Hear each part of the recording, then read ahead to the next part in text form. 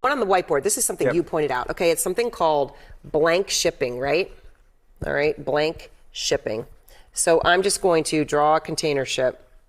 Blank sailing.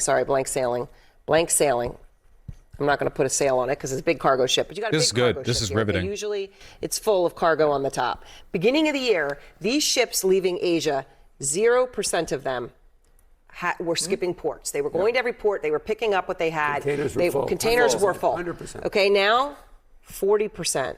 These are the numbers you're pointing to, Dan. As many as 40% of these ships, guess what? That's okay. Bypassing ports. So inventory is down 40%. And ships have to go when they have to go. You can't just sit around and wait. So they're going. I am not sure if I understand why the illustration was necessary for this at all, but I am delighted that she put, better than AI. That's what I was going to say. Like it was unnecessary, and I'm very happy that she has the whiteboard. Going with just a few containers on them. Just these half-empty, who knows what, from 0% to 40%. And just think about what it's going to look like over the next week, 2, 3 weeks, 4 weeks. And that's why deals need to get done, because this. You know what? Eventually your outfit just becomes avant-garde and it ceases to be, it's no longer vulnerable to the same criticisms. This is not traditional menswear. Sure, live your shit, King. Who cares? This is what business leaders from e-commerce, across every industry are basically saying, like, time's ticking, and guess what's going to happen? Shortages, massive price increases, and that's... Seriously though, 40% of cargo ships leaving China empty is absolutely insane. Absolutely insane. You have any idea? We're talking like the just physical amount of goods that aren't going to the United States. That's where, look, we just talked about, for the U.S. consumer hasn't seen it yet. No. It's come, look, remember, it goes back to it's like being on a beach, and all of a sudden, like, you're in the ocean, there's no water. You're like, oh, this is crazy. I'm gonna run out and check it out. I'm gonna run out. You're like, no, it's because the tsunami's coming. So the point is that the reality is that he needs to get deals done. But because this is this question, Peter, that I'm trying to understand. With China, a deal doesn't just happen with a snap and a finger and a go. No. I mean, at least there would be nothing to indicate that that's how it's going to happen. But we're in a situation where if you look at the ships and you look at what's happening, right, that can be a blip. Only if you have an immediate sudden change afterwards. The logistics I'm working with a guy named Andrew Sopko, who's I said this earlier, but it's important to understand again that like the old order is not coming back.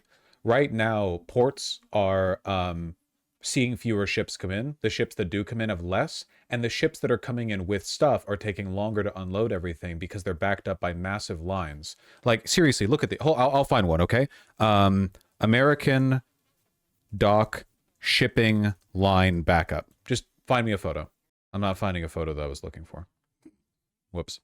It takes longer to manage all the cargo being taken off when you have to, manage tariffs from every single country on Earth. So, it's getting worse on every level.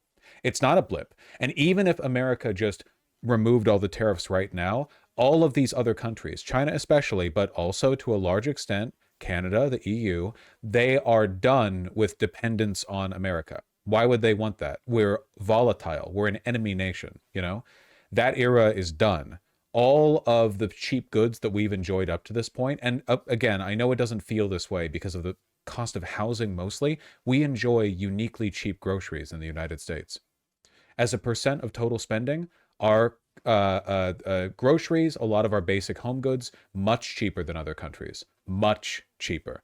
Cheaper than Canada, Mexico, Australia, England, France, Italy, but not anymore. Who runs a company called Batch. We've talked about how AI is coming into the logistics space around trucking in the United States, and how complicated that is, and how important it is that every little check, the trucks have to be full, they have to be on time, all of that works. Think about it, when you're only going at 40% inventory, that's going to start, so I've been in Australia for 3 months now. It sure doesn't look that much more expensive here. Are you kidding? I've been to Australia. I have friends in Australia. I know shit in Australia is way more expensive than America. That's 100% true.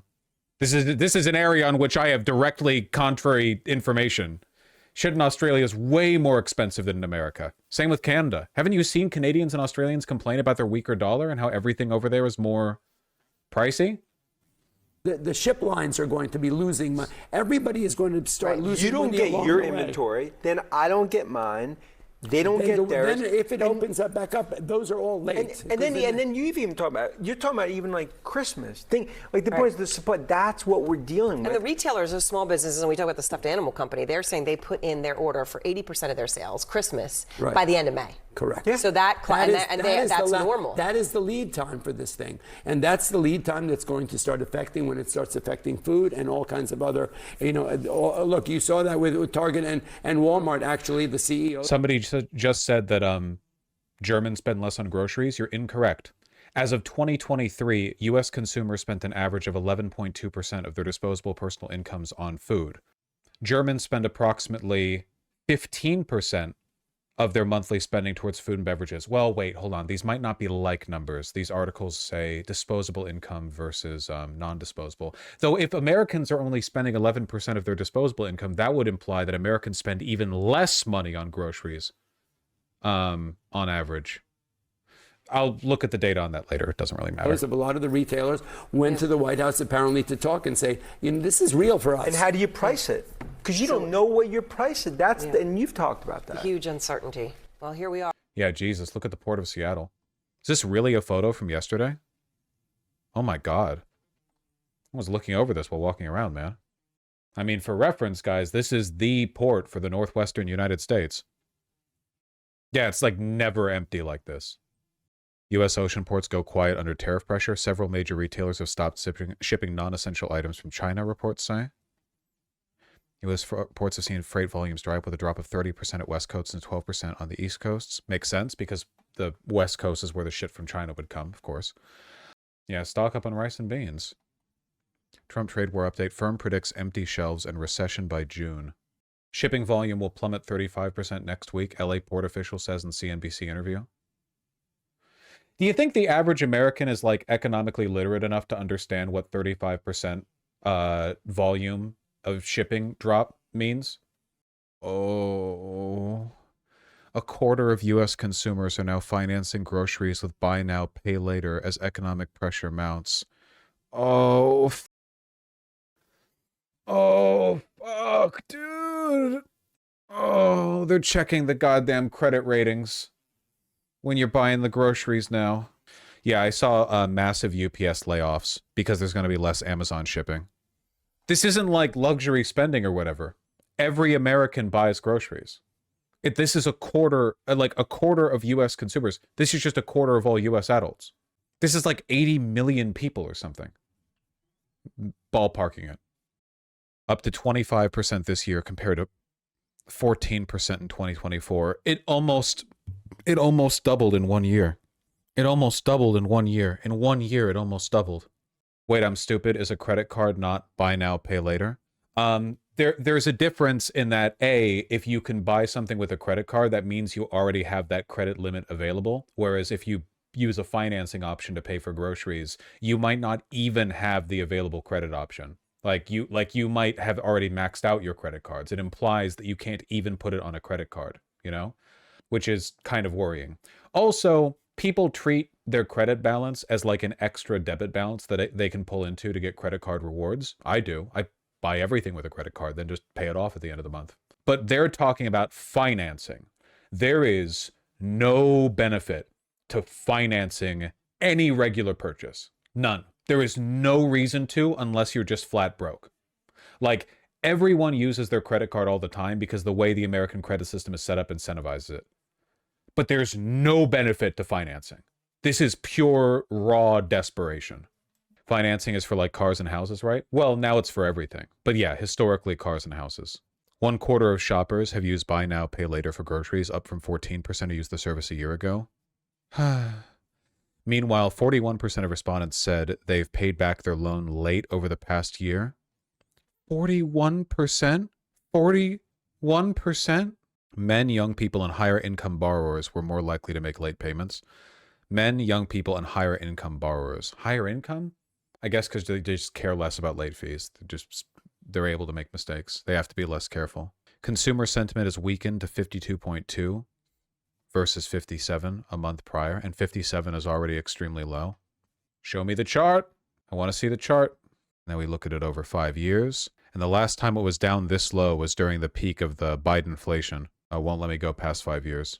Yeah, here we go. Here's it zoomed out a little bit. Consumer confidence index. We got these low peaks right here. Wait, it looks like this chart is using a different scale than this one.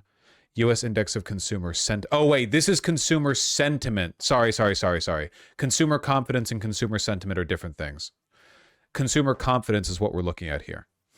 Consumer sentiment is how loudly people are whining about the economy. Consumer confidence is how much they think they're going to be living in a cardboard box next year, basically.